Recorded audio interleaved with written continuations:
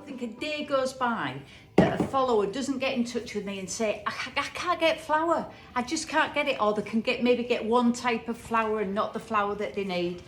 And it really is in short supply. And I've never done this before, so I'm going to try it. But you know that I always call them the sweepings up. You know the dregs in the bottom of your cereal packet?